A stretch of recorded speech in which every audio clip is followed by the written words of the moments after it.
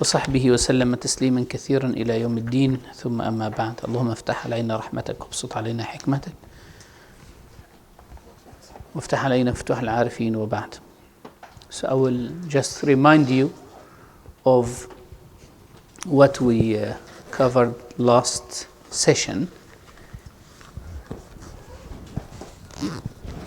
and we proceed from there inshallah. So we spoke about the attributes of Allah. I asked you a question last time about studying and listening to the recordings, and I got very frustrating answers, if you remember. You know, the biggest problem my students normally have with me is that I don't forget. Alhamdulillah, I don't forget anything. Even if I see one of you in 10 years time, I will still remember your face and I tell you exactly where I met you. So that comes quite problematic when it comes to classes, because if I give you a homework, I will ask you about it, even if it's like 2 months later. So I asked you, how many of you have listened to this class once? Do you remember? And what did you say? No one. So how many of you have listened to the last class? 1, 2, 3, 4. Any other hands? So 1 sister and 3 brothers. Good. So what were the others doing? Making dua for them? Most likely they're making dua for them, isn't it? That Allah gives them tawfiq. Now this is a message for you and myself. Ilm does not stick if you read it once or twice or 3 times or even 5 times. The only way to keep ilm sticking in your mind is to keep looking and reading and reading and reading over and over again. That's normal. Why? Because this ilm is difficult. Sah? It's difficult. It's not easy. Aqidah is heavy. Like what you guys study here is not easy. Especially this text, as-Sanusiya. It's not an easy text. It's difficult. It's full of intellectual discourse. That's why it's the first thing you do in the morning. Like this is your morning breakfast. If you do this like midday or something, I would never study as-Sanusiya after dhuhr. This is a morning thing. I might read something on diabetes, on how to grow up children just for bedtime, but this is a morning thing. And the amount I personally put into preparation for you, you won't believe it. Wallahi, you won't believe it. How much time do I put into preparation for you?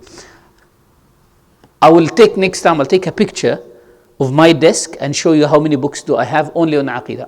At the moment, I'm doing a lot of courses, but I'm focusing on 2 courses specifically. Everything else I have material for it and I've taught it many times. But I have currently 2 courses. I've been asked to teach Maliki fiqh and I refused. I've been wanting, but I refused when I was asked, because I don't have time to give to preparation for a Maliki course. Even though I have the material, by the way. I have the material prepared, I have everything, but if I want to teach something, I want to teach it properly. At the moment, I'm doing 2 courses only. This one, which I'm teaching also in Husna, and logic course, which I do in Birmingham every 2 weeks. And that's more than enough for me. Because the amount of reading that I have to do, for logic, for example, I read from 8 books, just to prepare for a lesson. English and Arabic. So I would read the concepts what I'm going to teach in Arabic from the textbook. And then I will read about it in another book, Dawabit al-Ma'rifah, and in another book, the Hashia this, and the Hashia that, and the Hashia this. And then I look into English. How would this topic be discussed in English? Same thing. This book of yours, this is the book, isn't it? This is the book that you're studying, as Sanusiya explained. The last book I would read in preparing for your lesson is this. I read the Arabic. And then I have Kubra al-Yaqiniyat al-Kawniyya by Sheikh al-Buti, the great universal shorties by Sheikh al-Buti. That's a discussion. And the Fezer's book that I told you about, 5 Proofs of God, it's in English. And what else? Allahumma salli wa sallim barik ala Muhammad. There is a book called, I think it's called Islamic Creed, published by Fons Vitae. It's an academic book. And there is a reader into Islamic theology by Oxford University Press, articles on Islamic theology. And then I look at the concepts that we discuss, and I read on these concepts in Shuruh al-Jawhara. So I have like 3 or 4 shuruh of Jawharat al-Tawheed, Imam al-Laqani. It's a bigger book. So one issue that we explained last time, do you remember, is existence and the existent the same? Do you remember that? Right? Wallahi, that took me 2 days, just working on that. And the summary of it is here. This is summary of the summary, right? And I stuck it here. Printing from Thomistic Philosophy, page Essence and Existence, and reading on that in philosophical books. There was an issue that we will be discussing in Qidam, in Qudra, the qualitative attributes, because the Mu'tazila deny qualitative attributes. I had to go to Al-Qadi Abdul Jabbar Al-Mu'tazili, his book Al-Usul Al-Khamsa, which is the Aqaid of Mu'tazila, and a Mu'tazili textbook called Aqaid Al-Ibadiyya. The Ibadi school, which is the dominant school in Oman, right, is the inheritor of Mu'tazili. It's a Mu'tazili school. So I have a book called Aqaid Al-Ibadiyya. It's like similar to As-Sanusiya, but in the Mu'tazili school. So I looked it up. What do they say? Why do they deny it? They can't be so foolish to deny something like that. You have to read, when you read someone, you read them from their sources, not from our sources. Right? So and then all of that comes to this. See that? This is like my draft. This is my draft. I actually didn't have time to copy the last part of this draft here. But after I put it here, I copy it here again. So that's the amount of preparation. And then on the way here, if there is anything to put together, I would write it. And I would start some WhatsApp discussions with my wife. That's possibly the last bit. So I was discussing something with her. And so if the teacher puts that amount of preparation in that, and he is familiar with these concepts already, then how much time should the student put? You know what I mean? I'm not saying that I'm better than you. No. I'm saying if the teacher needs to put that amount of effort, then the student who is not familiar with these are difficult concepts. So it is, if you are not going to put enough effort, you'd rather not attend this course. You better do something else. Go and play football. Wallahi, in full honesty. Otherwise, this time will be futile. Imagine if you start cooking, and then before the food is cooked, way before it's cooked, you decided to eat it. Will you enjoy it? It's not cooked. And you've just been using the raw material, like abusing the raw material, isn't it? Misusing it. Same thing. You need to do something about your time. So alhamdulillah, at least we had 4 people this time who have listened to the classes. But I want you next time, inshallah, to have notes of your own. I told you, one main reason why I am very slow in reading is I take every book that I read is here, right? Summary. So you can easily ask me about any book that I have read, and I'll sum it up for you. If I forget something, I'll quickly go back to it. Khair, inshallah. So when we spoke about the attributes of Allah, we said Ahlul Sunnah wal Jama'ah, the Asha'ira, they say how many attributes of Allah are there? 20. So they divide them into what? Remember? Self-signifying, or which we call as-sifa an-nafsiyya. Nafs means what? Self. So self-signifying, which means that this attribute is واجبة للذات ما دامت الذات. As long as the self is there, as long as the entity is there, then that attribute is there. غير معللة بعلة. And there is no cause for it. For example, when I say a book, you quickly attribute to the book what? That it exists, isn't it?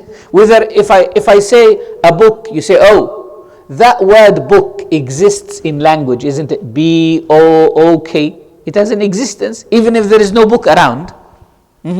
That word book exists in language. So you just attributed the word existence to the word book. What if I produce a book? And you say, well, that has another existence. That's existence in reality, in what we call extra-mental reality, outside the mind. Or if I imagine a book, if I say to Ismail, can you imagine a book? Then he imagines a phantasm, an image of a book. And he says, well, it exists in my mind.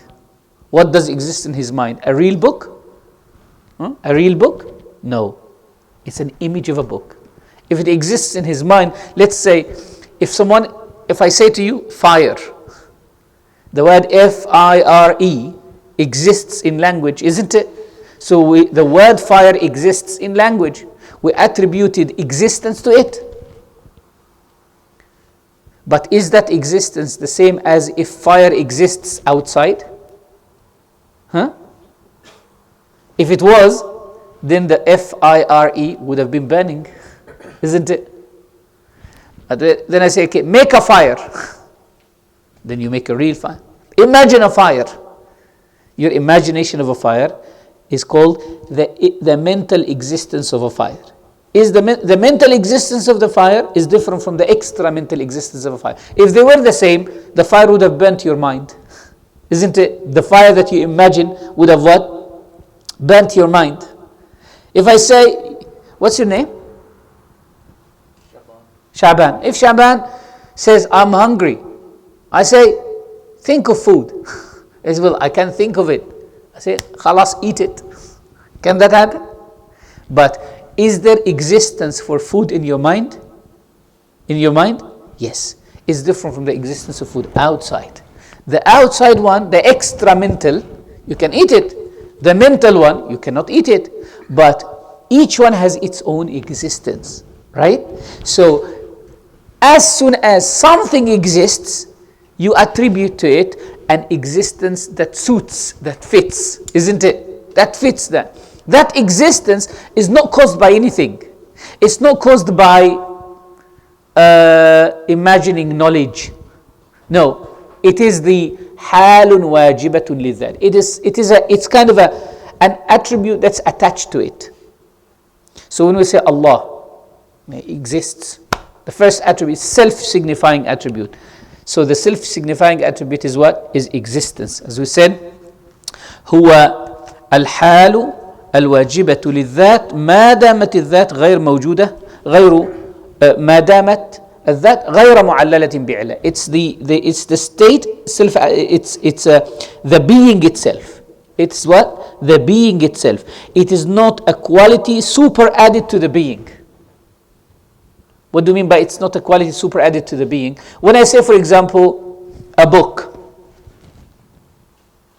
and then I say logic book, that's an attribute. When I say big book, when I say English book, when I say electronic book, all of these attributes are super added to what? Book. But existence, you will say, well, that's not super added to it. Existence is the book, isn't it? And the book is existence. Ismail, well, English, from Manchester, not married, works in this place. Oh, that's a promotion for you. All of these attributes are super added to him. But his existence, his being, when I say he exists, it means he is, isn't it? Computer, laptop, it exists. But when I say, well, MacBook Pro, 2017, all of these are added. These are super added attributes. So when I say Allah subhanahu wa ta'ala, Allah subhanahu wa ta'ala exists. Existence is self-signifying attribute. Existence is the necessary quality of being as long as the being is not effectuated by a preceding cause. It's the existence is what is the necessary quality of the being. And that necessary quality is not effectuated by a preceding cause, meaning it is not caused by something else. ما دامت الذات غير معللة بعلة, right? Why why do we say that existence here is necessary for God? Why do we say it's necessary? Because it's not given to him by somebody else. Our existence is given to us by our fathers, isn't it? Our fathers' existence is given to them by their fathers. And their fathers' existence is given to them by their fathers. And you keep going like that. This bottle, its existence as a bottle is given by the fabrication or the manufacturer who made it. This water is given its existence by the fountain that they got it from. This room is given its existence by the builder who built it. So someone has given it its existence. So its existence is not necessary. What is it? It is possible. What do you mean by possible? Rationally possible. That if it doesn't exist, that's not going to cause me any trouble. I can imagine a time when it did not exist. I can imagine a time when Ismail was not there. I can imagine a time when the universe did not exist. Its existence is possibility, is a rational possibility. Remember, a rational possibility. So that's the self-signifying attribute. And we said before that the ulama have a big discussion whether this is actually an attribute or not. Remember? So what did they say? Yeah, go on. Imam Razi, yes. What does Imam Razi say? Mm-hmm. Yes, go on. Imam Razi said an attribute adds a quality to a zat. So how can you say it's an attribute of God when you say it's actually the existence? No. Razi didn't say it's an attribute. Razi said it's an abstract matter. It's amr i'tibari. Sorry, I didn't say Razi said. You didn't say Razi said? Okay. So who said? So what did Imam al-Ash'ari say? Imam Ashari said that existence is the existent. So something exists. Yes. So he said existence and the existence are the same, right? This is what he said. So if existence and existence is the same, then it's not an attribute, isn't it? According to Imam al-Ash'ari, it's not an attribute because an attribute is something else, isn't it? So why does he count it as an attribute? Why did they count it as an attribute? If existence and existent are the same, therefore this is not an attribute. So how can they count it as an attribute? Imagine that. If I say, for example, how many students do you have? Like, how many students do we have here? Let's say 20. So I look around and I say, oh, there is 21. You will say, how can you count yourself as a student? I'm asking about the students. How can you count yourself as a student? You see that? So how can we count it as an attribute if it is the same as existence? Do you remember the joke of the cat? You guys should remember that. A man brought a kilo of meat to his wife. He remembers now. So tell us that joke. And someone came to ask him for help, and he said, I don't want your help. And then the other guy's like persistent, like, what would you give me if I helped you? No, that's two jokes now. You fabricate. Your hadith is mawdu'. Your hadith is fabricated. I didn't say that. This is not a joke. That's a different joke. That's now he brought one joke from the east, one joke from the west, and he made his own version now. That's an Oldham joke. We want a Birmingham joke. Well, you got the ham in both, but we don't want the Oldham. We want the Birmingham, right? So the man brought he brought a kilo of meat to his wife to cook for lunch. She left it in the kitchen. The cat came and ate it. So he said to her, where is the meat? She said, the cat ate it. So he ran around to look for the cat. He got the cat, brought a scale, and he weighed the cat. How big was the cat? 1 kilo. He said, well, here is the meat. Where is the cat? He didn't get it. So she said, the cat ate the meat. He found the cat. He weighed it. The cat was exactly 1 kilo. How much meat did he lose? 1 kilo. He said, well, here is the meat. I found the meat. Where is the cat? He didn't get it. He's going to eat the cat. He's going to eat the cat. Yes, so he's going to eat the cat. So if we say that self-signifying attribute, existence, is not an attribute. It's actually the same as existence. And we say that an attribute is something added, is super added. So how can you count it? So where's the meat? Here's the meat. Where's the cat? You see that? Where's the cat? Where is the attribute? So someone objects to Imam al-Ash'ari and say, how can you call this an attribute if you say that existence is the same as the existent? Basically, you're saying there is no extra attribute here. So how can you count it as an attribute? Does that make sense? If you say that existence means nothing except the being itself, so it's not an attribute. If I say a child is born, the first attribute he has is existence. So I say, what's existence? It's an added thing? No, that's his being. So why do you count it as an attribute then?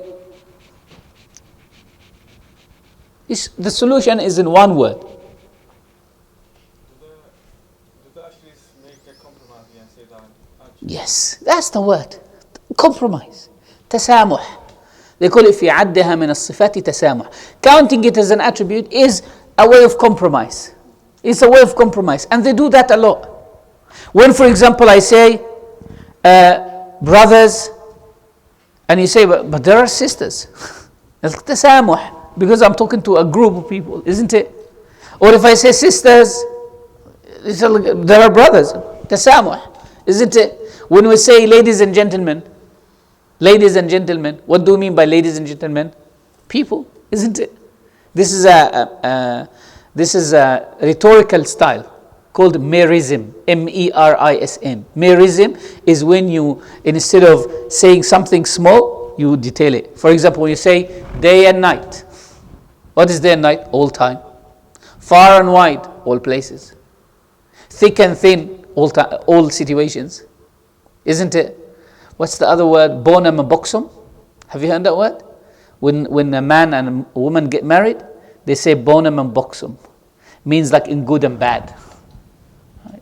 Bonum and boxum. So it means in good and bad. Means throughout life. So ladies and gentlemen means what? People. So it's a compromise. Jazakallah khair.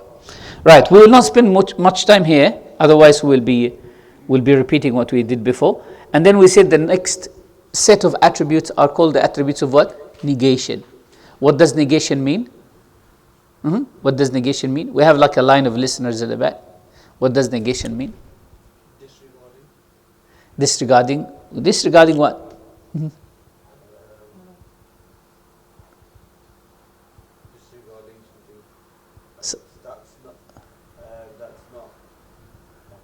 You're getting there. Disregarding something that's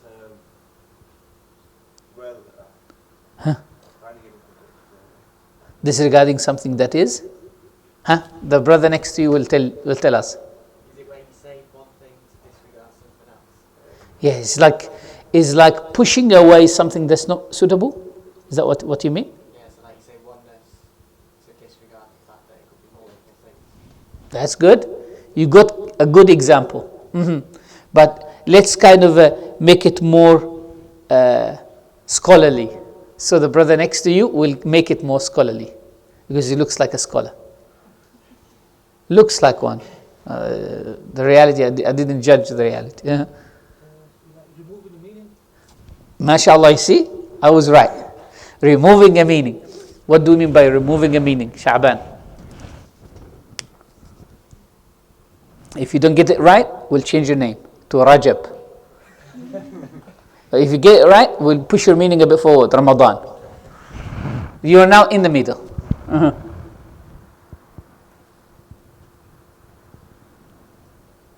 Okay, we'll delay you. Now you are just Jumad al-Awwal. Right. Ismail. A removal of contradiction. No, it's not a removal of contradiction, definitely. It's a removal, but not a removal of contradiction.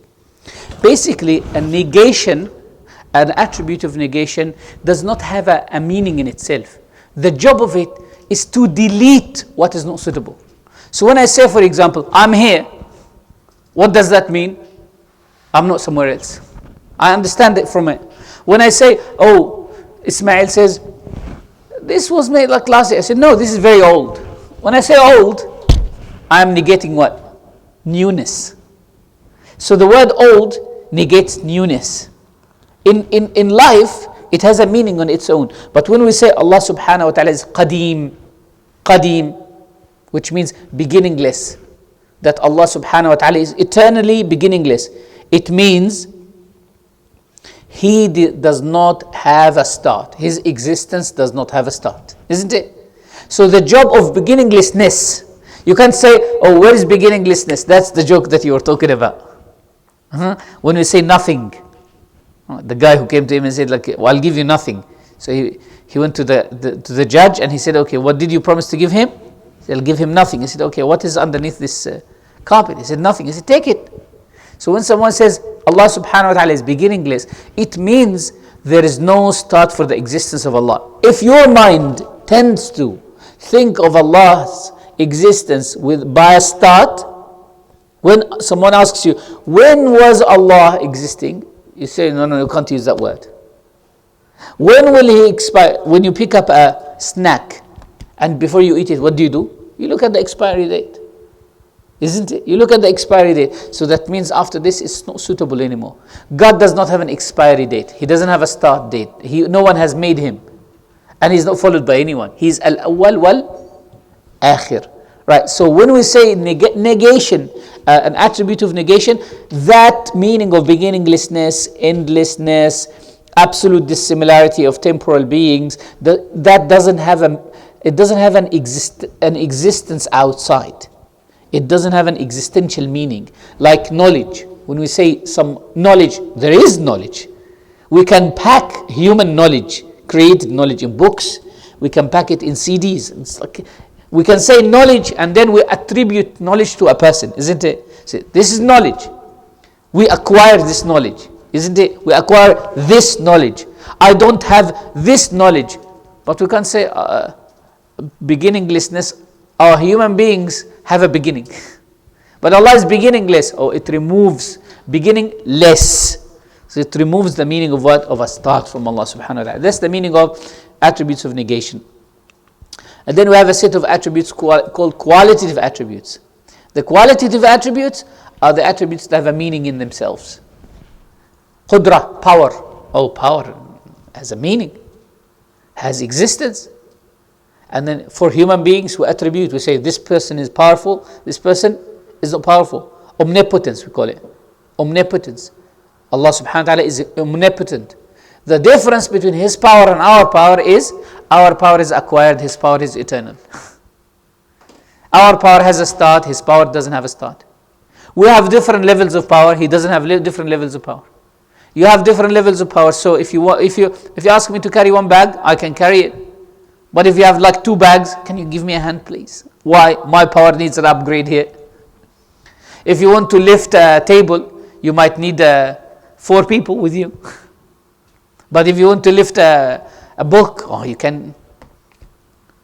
But Allah subhanahu wa ta'ala's power lifts a mountain and lifts a small grain of sand without needing to change or anything like that. That's the meaning that His power, in that way His power is different from our power. His power is not given to Him by anyone. No will. We have will, but in certain things we don't have will, isn't it? Do you have will to stop moving your eyes?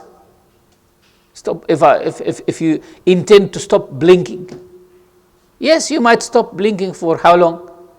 Can you stop blinking for the whole day? You can't. Can you stop your heart palpitation?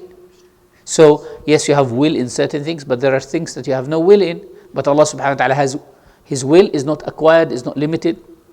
Knowledge, your knowledge is acquired. You acquired it by experience. You deal with certain things. For example, you have never tasted sparkling water before. You thought, this looks like water. You had it and then you didn't like it. You didn't like it, so you don't have it anymore. You say it's not good.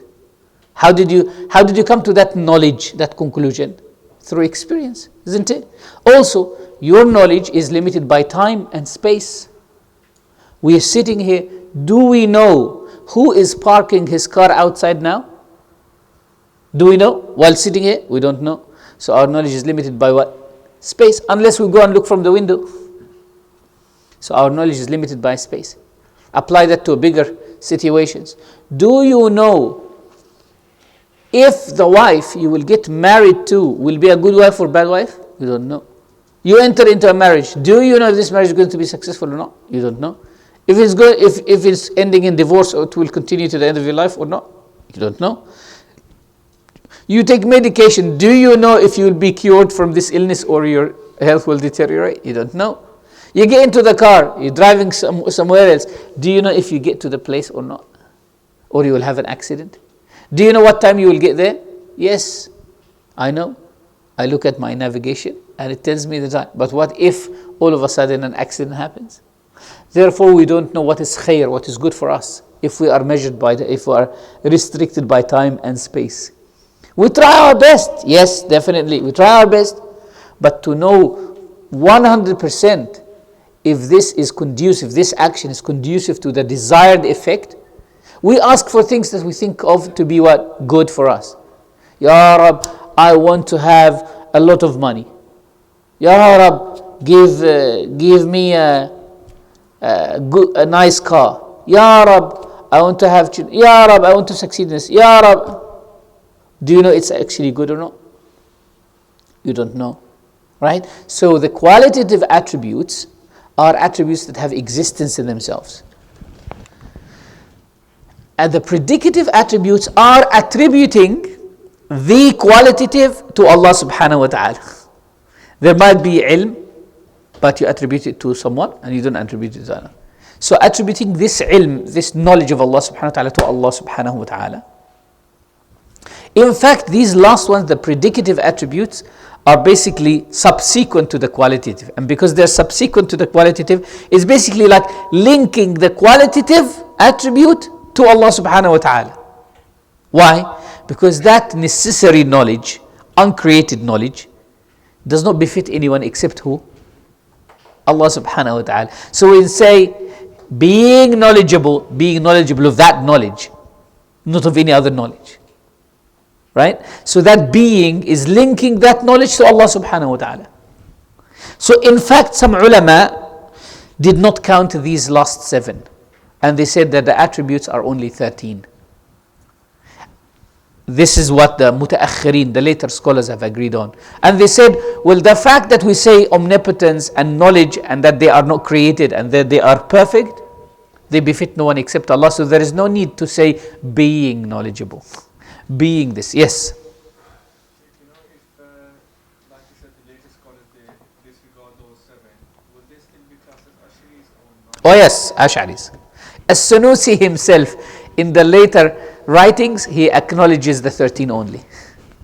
Yes, they are definitely. The Ash'a'ira, what makes the Ash'aris is the 13 attributes. What makes you from Ahlul Sunnah is the 13 attributes. Sifatul Takween, these attributes, I think they're shared between the Ash'a'ira and the Maturidiyya. I'm not very well versed in the Maturidi school, but there are also some other differences in Aqidah. For example, the Ash'a'ira do not believe that women can be prophetess. The Maturidi, they do. That it's possible for a woman to be prophetess. Is that right? Did you study Maturidi school? No, but I heard it was the other way around. No. It's definitely the Maturidiyya. From the Ash'a'ira, there is one scholar called Al-Hulaymi. Al-Imam Al-Hulaymi. He is the only one who agrees with the Maturidiyya that women can be prophetess. Imam Al-Laqani rahmatullah says, وَمَا كَانَتْ نَبِيًّا قَطُّ أُنْثَى. A female can never be a prophet. وَمَا كَانَتْ نَبِيًّا قَطُّ أُنْثَى. This one thing that differentiates between the Ash'a'ira and the Maturidiyya. There is some other things. There is a Risalat Ibn Kamal Basha on the difference between the Ash'a'ira and the Maturidiyya. 12 issues. But they are not big things, right? But yes, if a person believes only in the 13 attributes, I personally agree with the later scholars. And I'll tell you later why. Because these predicative attributes, they call them ahwal. You know the issue of existence and the existent? And Imam al-Razi's view that before it was attributed to existence or non-existence, it was غير موجودة وغير معدومة. It was neither existent nor non-existent. This is what al-Razi said. It is neither nor. So of course this is like weak. Al-Razi, this is wrong. Right? Al-Razi said غير موجودة وغير معدومة. Therefore when we added to it we said الذات موجودة. The entity exists. Or we say, for example, the entity of something else does not exist. So we are attributing something to it, right? So they said that this is the wujud is amr i'tibari. It's an abstract matter. It's a construct. As I said before, it's a construct. When I say, for example, what's your name again? Arsalan. When I say Arsalan's intelligence, look at that. Arsalan's intelligence. What is his intelligence? It's him. But when I say he is intelligent, he is not intelligent. Someone can say to me, where is that intelligence that you attribute to him? Where is it? Bring it to me. Show it to me. It's not like saying the book and the other book. It's not like two entities. You know what I mean? His intelligence. What is his intelligence? It's amr i'tibari. It's a construct. It's something that we make. It's in our mind. Doesn't have an extra mental reality. Outwardly, it's not separate. It's the same. Right? But in my mind, I can see the difference. Sah? I can see the difference. It's not like white and car. White car. Because whiteness, you paint into the car. But his intelligence, like, bring me his intelligence. You can't separate his intelligence. You can't take him to the lab, and put him into a machine and dissect him into, this is his intelligence, this is his handsomeness, this is his eloquence. This isn't it. You can't take a human being and then say, where is Arsalan? Oh, he's packed in these 5 bags. Here is Arsalan's intelligence. Here is Arsalan's this. Okay, we want to modify him. Okay, take some of his intelligence and throw it away, and add some of his this, and take some of Ismail's handsomeness and put it to him. MashaAllah, that will be the new Arsal. You can't do that, isn't it? You can't do that. For human beings, you can't do that. Why? Because intelligence here is a construct. Amrun i'tibari. They call it hay'a muntaza'a. Hay'a muntaza'a. When you say, MashaAllah, Mubarak. When you look at someone, MashaAllah, Rajul Mubarak. I say, like, where is that barakah? Right? Where is that barakah? Where is it? Can you show me his barakah? The same as, like, can you show me the nothing? Can you show me his barakah? So this amr i'tibari. You understand it. I understand it, isn't it? We don't have a problem rationalizing it. But outwardly, there is no tangible thing. As human beings, we live our life with a lot of abstractions. Beauty is an abstraction. Intelligence is abstraction. Respect is an abstraction. Remember that respect does not have an existence. What does it have? It has manifestations. Numbers. This is like a bit of mantiq now, a bit of logic. Numbers. Where is 1? What's the first number? What's the first number? 1, isn't it? So where is 1? In your mind. Someone might say, that's 1. Well, no, that's a manifestation of 1. Because I might bring this and say 1. Isn't it? 1. 1. 1. You can bring anything. 2. What's 2? You can bring me 2 apples and 2 oranges. Are they equally 2? Is 2 apples and 2 oranges, are they equally 2? They are. In terms of number, they are 2, isn't it? But where is 2? I don't want 2 apples. I don't want 2 oranges. I want 2. So 2 as an abstract exists where? In my mind. There is also something else in logic. The word genus. Do you know what genus is? Genus is a universal term that we use to refer to members. It's like a class. Members who have different realities, but they share something. For example, all of us have the same reality of being humans, right? Of being humans. But what's a human? A human is essentially an animal, but rational, isn't it? So we're rational animals. Animality is our genus. Animality is what? Our genus. We share it with horses. We share it with lions. We share it with pigs. We share it with any other animal. Why? Because we eat, we sleep, and we procreate.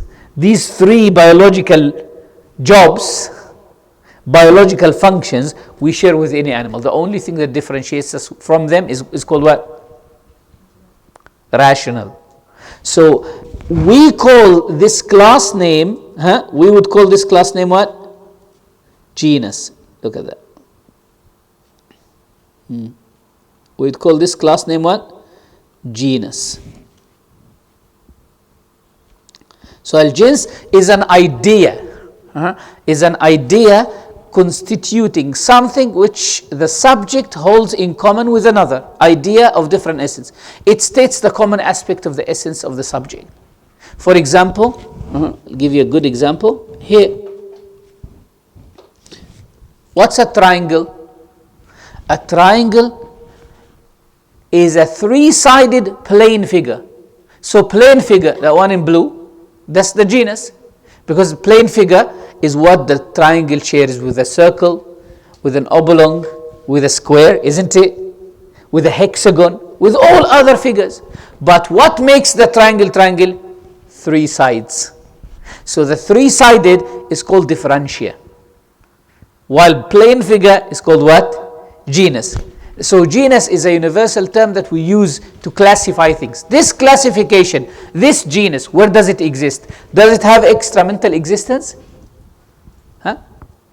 The word genus, does it have extramental existence, Ismail? Does it exist outside the mind? No, it only exists where? In the mind. But what exists outside? Its members.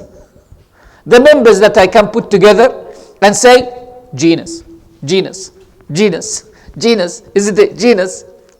There is like a whole tree of being. It's called the tree of being. Not Ibn Arabi is the tree of being. There's another tree of being. It's called Porphyrius or Porphyrius.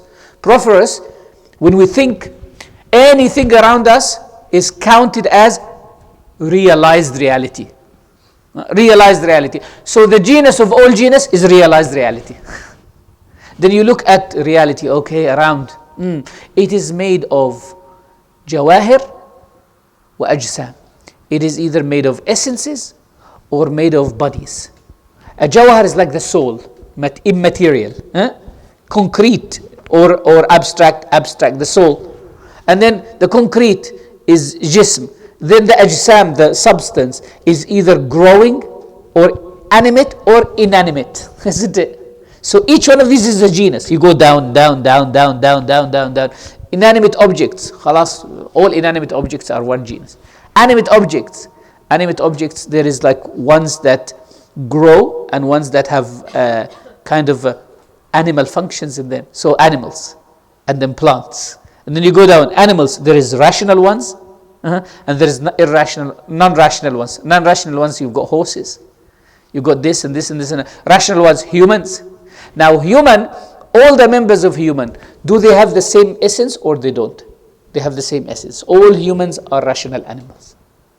So that is not genus anymore. That is called species. Species. Under that species, you might have different species, but you cannot have genus anymore. It's like a systematic way of looking at the universe. Under the horses is what? Species. Horses is a species of animals. All horses have the same essence. But you've got English horses, you've got like Chinese horses, you've got Arab horses. These are different species under the same species. I'll give you another example of species. Movement. The word movement, right, is what? Could be species. Or could be actually genus. Genus. Movement is a genus. Underneath which we have running, walking, jumping, isn't it? And then under running, you've got like fast run, athletes run. You got like a jumping. You've got different types of jumping. All of these types of jumping, they have the essence of a jump. You see? So all of these classification do not exist in where? Do not exist in reality. It exists only in the mind. Right. So we are not going to talk about the self. We have covered the existence and the existent, and we ended up here, isn't it? We ended up, what are the implications of saying that Allah subhanahu wa ta'ala is qadim? What are the implications of that? Number one, that you cannot ask the question, who has created God? Why? Because non-existence is absurd in relation to God. If we say that he has no beginning, that means he was never preceded by non-existence. The second thing is, are we blocking people from asking questions? We live at this new age freedom. It's like everyone's like, I'm free to ask questions. Of course you are free to ask questions, but before you ask a question, you need to know if this question is really a genuine, a coherent question or incoherent question. So we're not blocking people from asking questions. We're just we're stopping people from unproductive thoughts. Sometimes people have unproductive thoughts. We spoke about the logical fallacy called slippery slope. Has anyone read about slippery slope? Does anyone know what slippery slope is?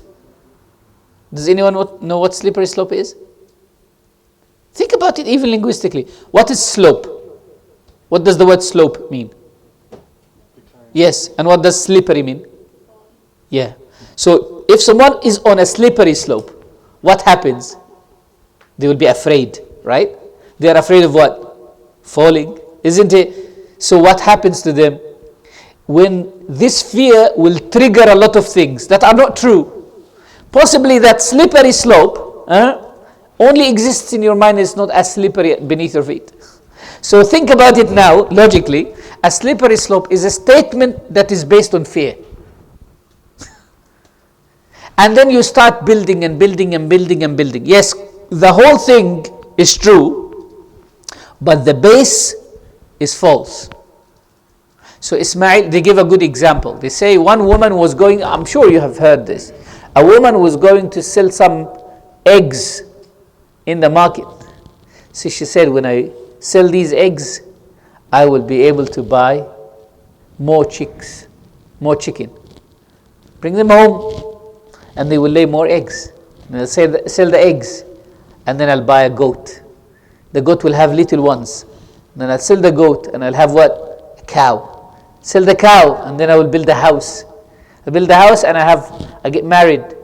I get married, I have a son, and I will take care of the son until he's old enough to get married. And when he will gets married, he will have children, and these children will run around, and they'll be annoying grandchildren.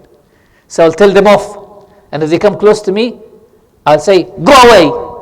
So as soon as she said, "Go away," what happened, ya Ismail? The eggs on top of her head, the eggs basket, fell down and broke. That's basically building an imaginary situation. So some people say, we practice that every single day, by the way. You think that this is all in logic, it's in real life. If I go to the class, I will not understand anything. And if I don't understand anything, I will not be happy with myself. I just be depriving myself of having some fun at home. I just like boring speaker, boring place, boring company. So there is no point of going to the class, right? How do you know that? The base is I will not understand anything that was false. Possibly you might understand. You might understand.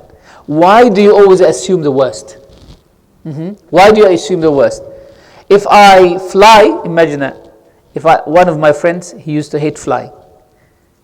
He said, if I fly, what if this happens? And what if this happens? And what if this happens? And what if this happens? Or if one person says, if I learn how to drive, yes mate, if I learn how to drive, I might have accident. And if I have accident, I'll die at a young age. If I die at a young age, who's going to take care of my children? And if my children find no one to take care of them, they will go out to the street and they'll become criminals. If they become criminals, they will be arrested. And if they get arrested, they will end up in where? In jail. If they end up in jail, they will curse me. Well, hold on a second. You didn't even have children. You don't even know how to drive. Isn't it? So that's called slippery slope. So the unproductive thoughts should be stopped. When someone has a wiswas in wudu, every time they have wudu, they have a, did I wash it? Did I wash my feet? Did I wash my nose? Did I sprinkle my... That's wiswas. We block that because it's very unproductive. Same thing. If you have a fallacy and you listen to that fallacy, and you block it at the end, then a new fallacy will come. What about this? What about this? What about this? What about that? One of the brothers, I know, he was very argumentative, and I used to listen to him extensively. Then at a certain point I said, look, what are you looking for? It's a very important question. What are you looking for? Well, I just love conversation. No. There is nothing called I love conversation. Every conversation has to have an end. Have to have a purpose. If you're not going to get anything out of this, just talk, go away. Talk to someone else. Right? The third implication is we cannot just say that the universe existed without a creator, or it has always existed. Why? Because we discern that contingency is an essential quality of this universe. If the universe is contingent, meaning it is created, then then it must have been created by someone else. Right. The second attribute of a negation is what we call everlastingness. Everlastingness, or al-baqa. It's the opposite of what? Al-qidam. So the qidam talks about before. What is al-baqa, everlastingness? It's the negation of non-existence occurring after existence. Beginninglessness is negation of non-existence occurring before existence. Here, this is what? Negation of existence occurring after to existence, occurring to existence. Negation of non-existence occurring after existence. Or endlessness of the existence of Allah subhanahu wa ta'ala. That Allah subhanahu wa ta'ala's existence is not terminated, is not limited. Our existence has a limitation. In the end, we will expire. His endlessness is not based on time. That Allah subhanahu wa ta'ala does not have endlessness. It's not based, our endlessness or the endlessness of other things is based on time. For example, Al-Khidr. Muslims believe that Al-Khidr has a long life, isn't it? That he is still alive. There is like Jumhur ulama are on that. The majority of the ulama are on that view, that Al-Khidr is alive. Ahl Sunnah wal Jama'ah, the Ash'ari I'm talking about, they believe in the Hayatul Khidr, that he is alive. But his Hayah, his life, will come to an end. So yes, he's going to live very long, but it is restricted by time. And that Allah subhanahu wa ta'ala's everlastingness is different from the permanence of temporal creation. So if something is permanent, or we say, mashallah, this is a permanent residence, permanent status, permanent building, I make this the permanent residence of the ambassador. Well, the ambassador himself will have what? What will the ambassador have? He will have an end. He will have a time where he himself will expire. So there is, in reality, when we say something is permanent, it's never permanent. So when we say Allah subhanahu wa ta'ala is everlasting, it means that He subhanahu wa ta'ala's existence is not followed by non-existence. That His subhanahu wa ta'ala's existence is not terminated by time. That His existence subhanahu wa ta'ala does not have an end. هو الأول والآخر. Why did He say then He is Al-Akhir? Because Al-Akhir means the one after everyone has expired, will continue. Al-Awwal is the one before everyone. But it doesn't mean, when I say, for example, Man awwal man hadar al-yawm, who's the first who came today? And someone raises his hand, me. Ana al-awwal. Okay, today. But you're not the awwal last time. But when Allah subhanahu wa ta'ala says al-awwal, it means the one whose existence is not surrounded by non-existence, is not preceded by non-existence. The third attribute, and there is not much, by the way, to say about al-baqa. There is one little thing to mention. I'm reluctant to mention to you because I don't want to confuse you more. Because there is khilaf between the ulama whether al-qidam wal-baqa are negation attributes or they are self-signifying attributes. Some ulama have that discussion, but we don't want to to kind of get into that. The third attribute of negation, or actually, the third attribute of negation is al-mukhalafatu lil-hawadith. Hawadith in Arabic, hawadith, ha, waw, alif, da, tha, means temporal beings, created things, contingent things. Mukhalafa means what? Disagreement. Allah subhanahu wa ta'ala, or difference, or non-resemblance. Allah subhanahu wa ta'ala is not resemblant to temporal beings. He's not like anyone in our attributes, in our entity, in our states. Allah subhanahu wa ta'ala is not like us. Therefore, when I speak of knowledge, when I speak of hearing, when I speak of sight, when I speak of power, we will always measure it in accordance to what we're accustomed to, isn't it? When I say Allah subhanahu wa ta'ala knowledge encompasses everything, what will you think of? You will think of like an encyclopedic scholar. You will think of someone who knows everything in this world, but everything on earth. But Allah subhanahu wa ta'ala's existence is beyond that, way beyond that. So when we say Allah subhanahu wa ta'ala is knowledgeable, or He is all-knowing, don't ever measure it in accordance to what you know. Don't try to frame it. Once you try to frame it, you fall into problems. You know a good example of that? They say, the ulama of aqaid, they say, there are two types of scales. One is used by the jeweler. When you go to buy gold, the jeweler brings out his scale and starts weighing what?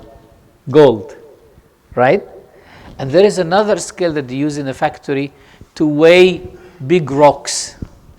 Imagine if the jeweler brings his scale with which he weighs gold for you to weigh rocks with. Will that scale indicate anything? Why? Why will it be crushed? Huh? From the weight. Because it has capacity. So our aql is definitely a scale. It measures things. It tells us what is right and what is wrong, definitely. But it tells us this because of what Allah has provided for it. Because of what we are equipped with. But once your aql goes beyond that, it will be like that scale of a jeweler that is trying to weigh big rocks. It will fail. It will collapse. And it collapses. Imagine that if someone, same example, if someone is unable to use the jeweler's scale to weigh the rocks, and then he says, there is no weight for the rocks. Rocks have no weight. Huh? What's your name? Alex. So what will you say to that person, Alex? If he says to you, since I can't use this scale to weigh the rocks, that means rocks have no weight. Yeah, that's a good advice. But what will be your comment on his claim that there is no weight for the rocks? You'll say wrong. That's wrong. Rocks have a weight. It's only that you can't get it through this, or you don't know of it. Same thing. Allah subhanahu wa ta'ala is knowledgeable. I can't fathom His knowledge. Well, that's a proof that there is knowledge. You only can't fathom it. There is a proof. This is a proof that He exists. You can't just like imagine it. So they say, عدم الوجدان لا يدل على عدم الوجود. Absence of evidence is not evidence of absence. Absence of evidence is not evidence. That's a rule in logic. Absence of evidence is not evidence of what? Absence. You said to someone, ABC is a ruling in fiqh. And he said, I didn't know that. Okay. So what do you know? I didn't know that. That's absence of evidence. That's not evidence of what? Of absence. Oh, I didn't know of that hadith. Well, it exists. Whether you know it or you don't know it, it doesn't really make sense. It doesn't really matter to it, but it really matters to you, isn't it? I haven't heard of this book before, so what? Does that mean that this book doesn't exist? Imagine if someone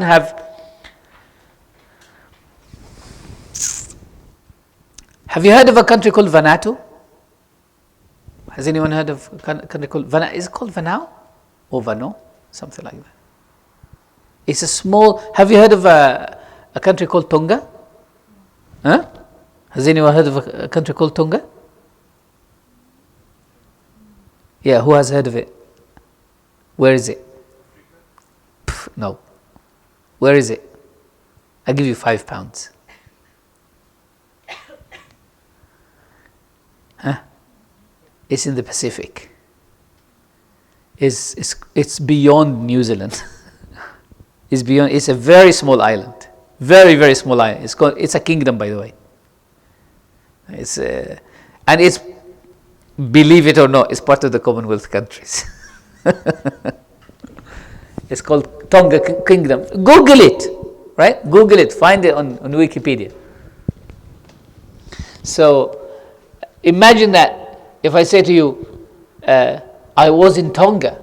I said, I haven't heard of that country. Well, it exists. There is a country called Tonga. That sounds very funny. Like, imagine if the name is very funny, like Honolulu. You know what's Honolulu? Yeah. Yes, it's the capital of Hawaii, right? Imagine if someone has never heard that word before. Honolulu, what's that? Some people say it comes from Arabic. Huna lu'lu'. Huna lu'lu'. Here is lu'lu'. What's lu'lu'? Pearls. Huna lu'lu'. Anyway, if someone denies the existence of something, it doesn't mean that. It doesn't. It's not indication that it doesn't exist. So, when we say Allah subhanahu wa ta'ala is not resemblant to temporal beings, what's the meaning of that attribute? The meaning of that attribute is nothing is comparable to Allah in essence. Take that in mind. In essence, attributes and actions. Essence and what? Attributes and actions. What does that indicate? That Allah subhanahu wa ta'ala is not a mass. Because a mass, a substance, occupies space. That's the first thing that's attached to a substance. A substance always what? Occupies space. So Allah subhanahu wa ta'ala is not a mass, so He doesn't occupy space. And He's not contingent. What does contingent mean? What does contingent mean? Its existence is possible or not? Yes, which means created. Right? Its existence is rationally possible. Allah subhanahu wa ta'ala is not contingent. And that He is not universal or particular. In logic, we normally divide the terms into either universal or particular. What's a universal? A universal is a word or a term that can apply to many things at the same time, in the same sense equally. When I say human, when I say lion, Lion, does that apply to all lions equally? It does. When I say to you, for example, the Quran says, when Banu Israel said to Musa alayhi salam, we would like to know who has killed this man. He said, إِنَّ اللَّهَ يَأْمُرُكُمْ أَن تَذْبَحُوا بَقَرَةً. Allah commands you to slaughter a cow. If they were to go and get any cow, that would be fine, isn't it? Any cow. When I say to you, get me a cup of tea, and you go and get me any cup of tea, will I object? No. But if I say to you, go and get me my cup of tea. Look at that. My cup of tea. By adding my, I made it a universal into what? Particular. The word Abdullah, if I use it in its generic meaning, the servant of Allah, then all of us are Ibadullah, isn't it? But if I call him Abdullah, my brother Abdullah, Ismail, that word, yes, it applies to every Ismail, but it's particular. Why is it particular? What's your name again?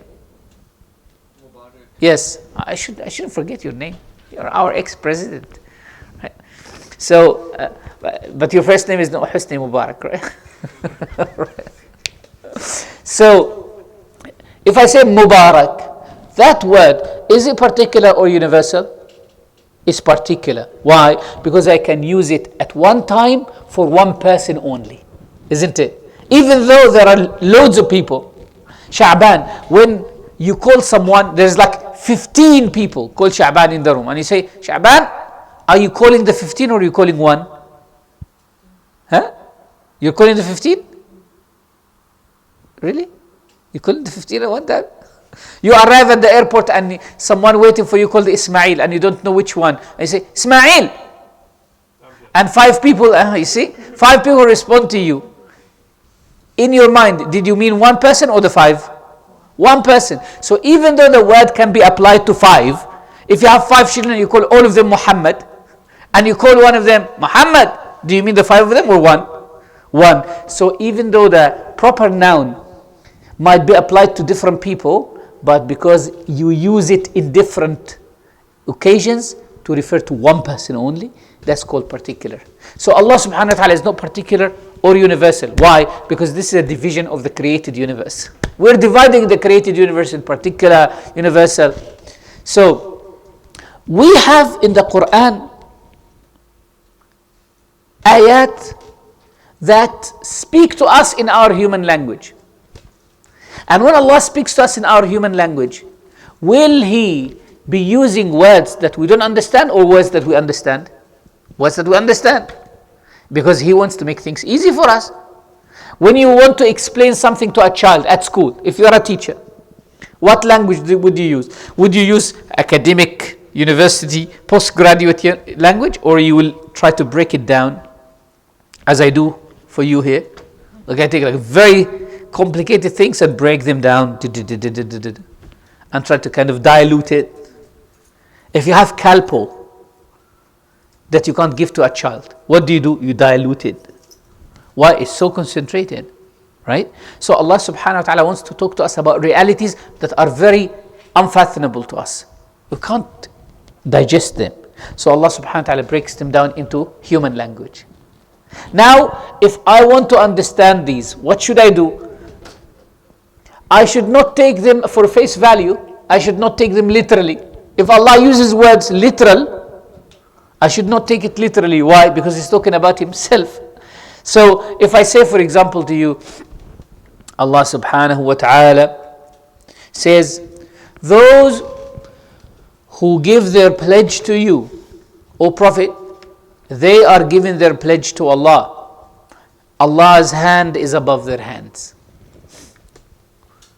And then your mind, can your mind just go to a hand? Can you just imagine? If I say, let's agree that we will not leave this place for another hour. Let's put our hands forward. And everyone. Then Allah subhanahu wa ta'ala says, look, my hand is with you. Does that mean that Allah has a hand? That's metaphorical. It means I bless that. If I say to you, Ismail, give your brother a hand. Give your brother a hand. And he needs some financial help. Can you give him a hand with his financial difficulty? I say, here is my hand.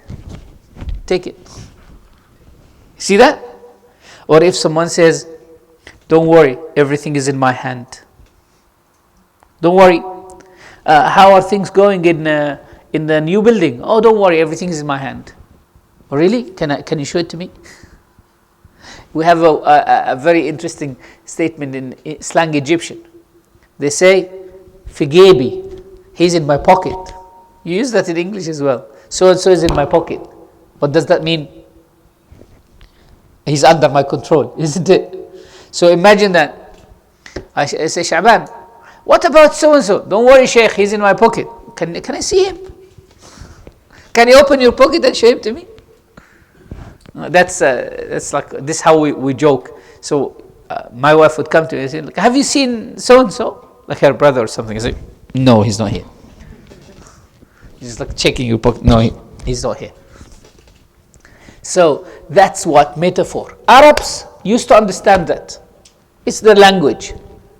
We understand it. In English, when we say that, when you say, for example, so and so have short hopes. If I say to you, short hopes, you will say, how short? 1 meter or below 1 meter? Isn't it? Short hopes. Long hopes. How long? Don't have long hopes. Okay, what should I do? Shall I get rid of shall I keep 1 meter and get rid of the rest? Shall I give my long hopes to charity? Will you say that? You will laugh if someone speaks like that. So when we read something that gives us an indication of similarity between or resemblance between God and humans, between God and contingent beings. We have to understand at the back of our mind that God is talking to us in baby language. Right? In baby language. Why? Because this is the only language they understand. Otherwise, if he was to put the Quran in a language that we don't understand, the Quran will not be kitabun mubin. It will not be manifest book. It will be just there and we don't understand it. It will be like hieroglyphics. Isn't it? If anyone wants to deliver anything to anyone, they have to break it down to the language of the listener or the language of the speaker. Whose language should it be? The language of the listener. If I speak that language, does that mean that I can't speak higher language? Well, I can. Imagine if someone says, since the Shaykh can explain this in English to us, it means he can't explain this Aqidah in Arabic. Really? Okay, let me switch to Arabic and then you follow up. Right? So using something to deny something else is wrong. Or if he knows only this word, it doesn't mean he doesn't know any other synonyms. Well, breaking language down. So when we come to an ayah in the Quran, a text that suggests similarity, how do we deal with it? We deal with it in two steps. Step one, step two. What's step one? At-tanzih. What is at-tanzih? Transcendence. We say Allah is far and transcendent above anything that comes into my mind. Why? Because it speaks about Him. It speaks about Allah. We always understand discourse within the context of whom is it talking about, isn't it? Imagine that if someone have a child, 5 years old child. SubhanAllah, that's a very funny. It's actually a story of a film, an Egyptian comedy. In Egypt, people normally keep 4 of their names. So in my Egyptian passport, I have 2 passports, dual nationality. In my Egyptian passport, which is expiring soon, inshallah, I'll not renew it. I have 4 names. So my name, my father's name, my grandfather's name, and then my family name. So my son will have his name, my father's name, my grandfather's name, and the family's name. There's 5 now. I have to choose between my grandfather or the family name if I want to keep the family name. So Sa'd is our my 8th grandfather. Like the last name, Sa'd is not my father. My father is not called Sa'd. My father is Muhammad. And his father is not called Sa'd either. And his grandfather is not, Sa'd is like, I don't even know him. So Sa'd is like the great grandfather of the family. He was alive possibly 1700.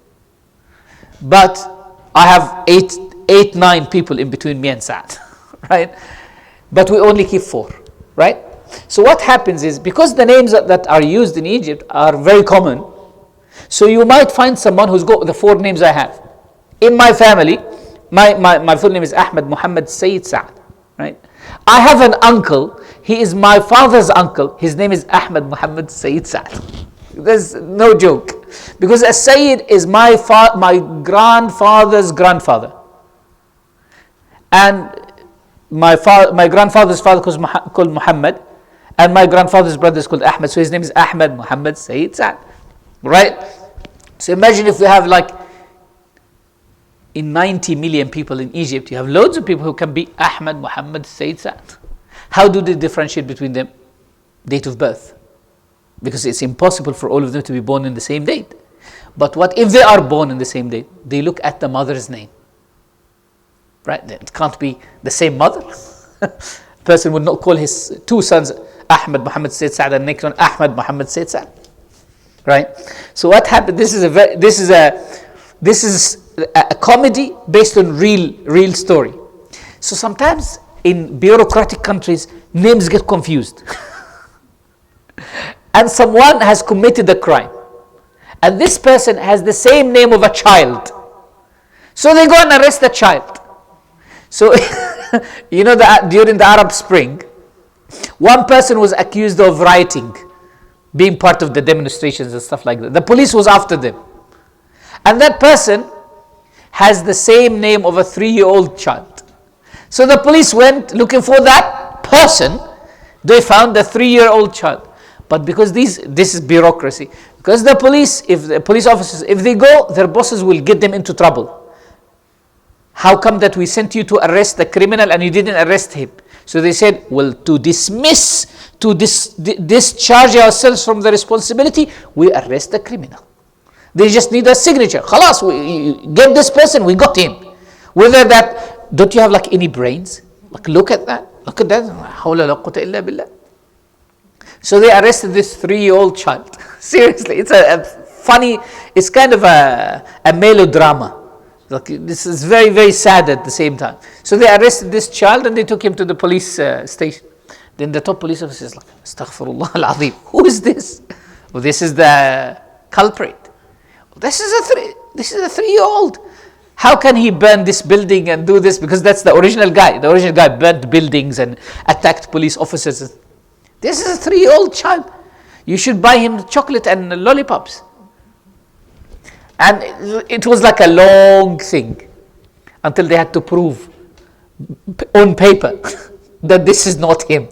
And his father had to go. His father wants to be with his son because his son is going to be in prison with criminals and thugs. So he went and committed a criminal offense by agreement with the lawyer, so that he's arrested. He wanted to be arrested, and once he got arrested, he said, I request to be with my son, because by law you can't be with your first degree relative. So he stayed with his son. So the point is this: when we read something or when we see something, we have to transcend over that baby language that talks to us, right? That talks to us. We have to have some aql, right? So that when Allah subhanahu wa ta'ala says, the face of Allah or the hand of Allah, we should bear in mind that Allah is talking about Himself. There is one ayah in the Quran that should be always at the back of our minds. لَيْسَ كَمِثْلِهِ شَيْءٍ. Nothing is like unto Him. لَيْسَ كَمِثْلِهِ شَيْءٍ. You know the second part of this ayah is وَهُوَ السَّمِيعُ الْبَصِيرُ. He's the all-seeing, the all-hearing. He's the all-hearing, the all-seeing. In Arabic styles, we should always start with affirmation and then negation. For example, if I say to Ismail, Ya Ismail, أقم الصلاة, perform your prayer. وأتي الزكاة, and give zakah. ولا تأكل الحرام, and do not devour haram.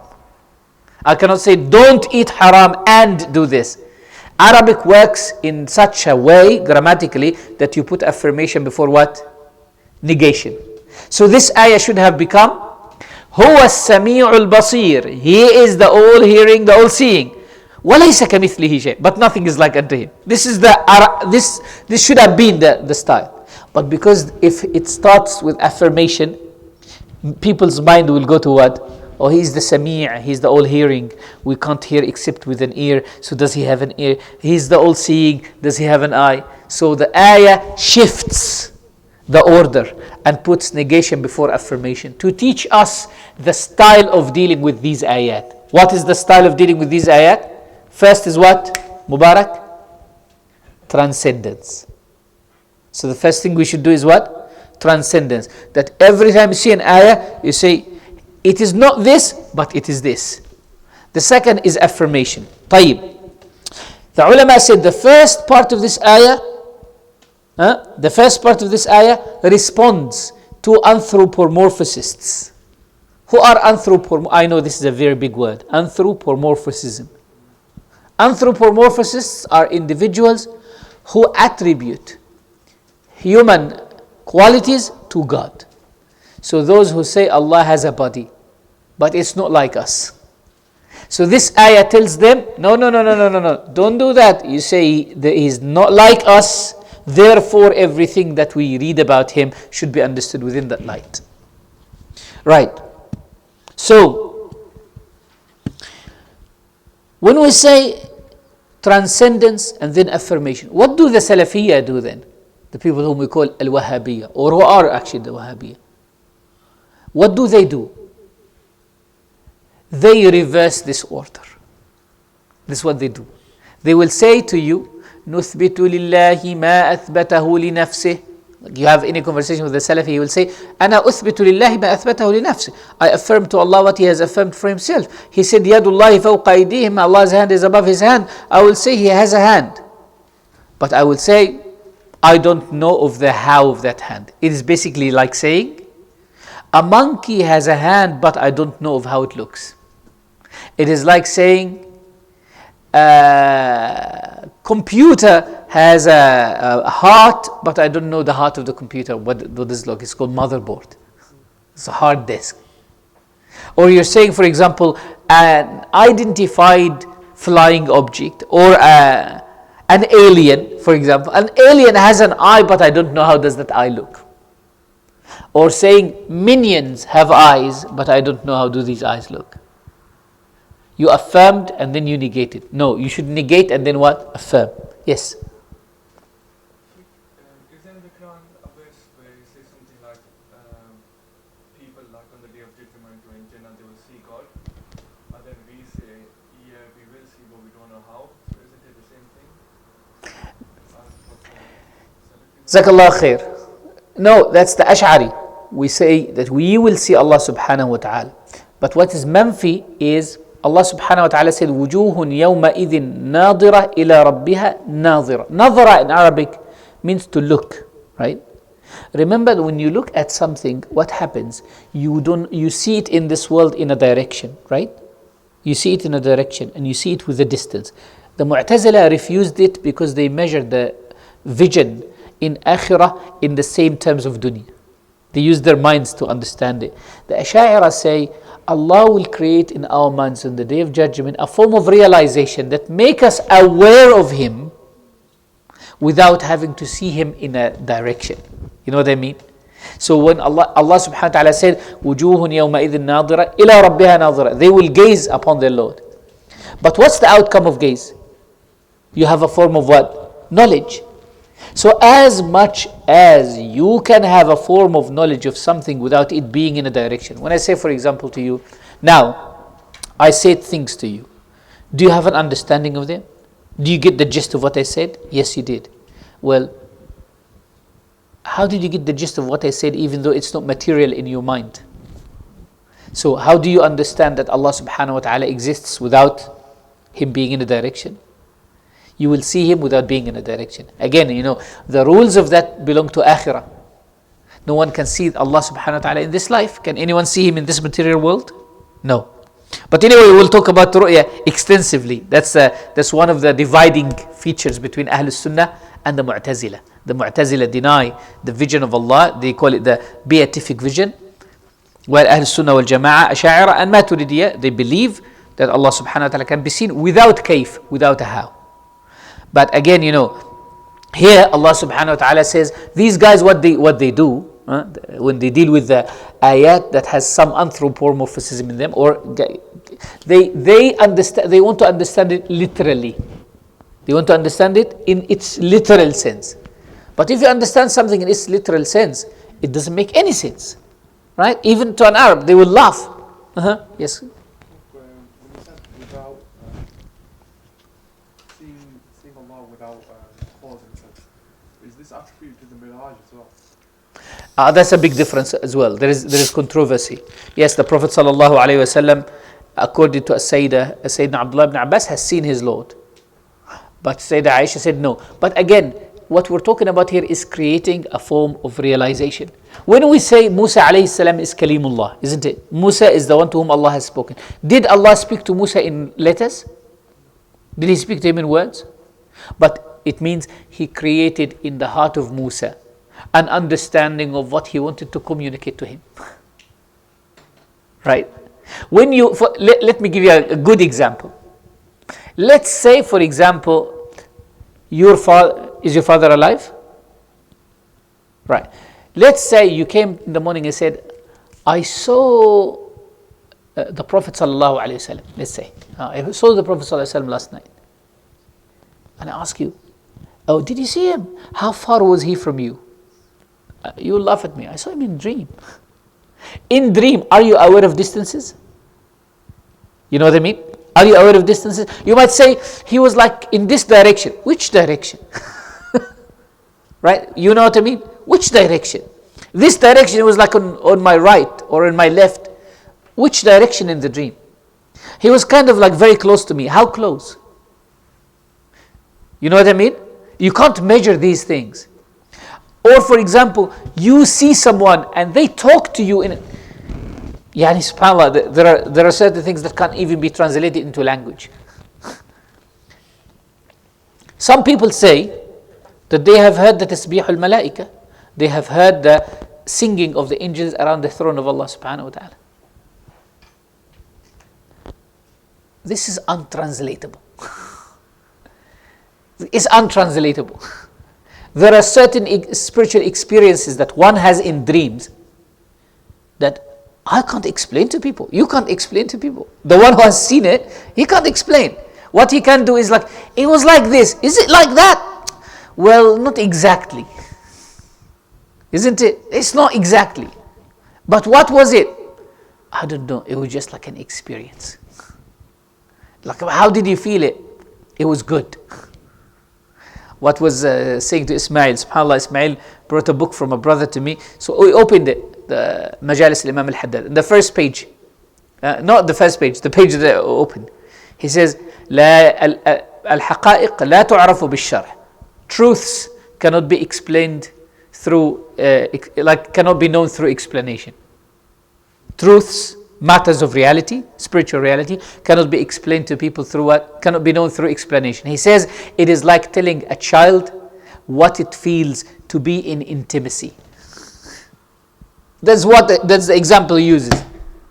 Imam al-Ghazali rahimahullah ta'ala relates. He says, one of my friends came and said to me, one of his friends who was impotent, he was unable to have intimacy. He said, he came to me and he said to me, tell me about the explanation, the feeling of intimacy. He said to him, before today I used to think that you're impotent. Now I realize that you're both impotent and stupid. How can I explain to you something that is experiential? A good example of that is someone is not allowed to have strawberry. And he comes to you and says, can you tell me the feeling of having strawberry? Can you explain that? Or a man tells his wife, can you tell me the feeling of being a mother? It's a good feeling. Like how good? How good is it in comparison to, for example, having a fresh drink? Isn't it? These are both good. You know what I mean? Or the feeling of being a father and the feeling of being a mother, both are good, but they're completely different from each other. Isn't it? So you have to live that experience. Same thing when someone talks about, oh, Musa alayhi salam saw his Lord, or Musa alayhi salam heard his Lord. Well, Allah created in his mind an existence or a realization that Musa alayhi salam understood what Allah subhanahu wa ta'ala wants to say. Your father comes to you in dream and says something to you, and you wake up and say, my father told me in dream that I need to give such and such to this person. Well, when did he tell you that? What time was it? Did he tell you in Arabic or in English? You know what I mean? Like someone, again, sees something or someone says something to you without communication. The heart speaks to the heart, isn't it? The heart speaks to the heart. Allah Ta'ala. Sidi Bilal wants me to stop. I'll stop it. Oh, khair, inshallah. We'll give you a break for 5. Allah.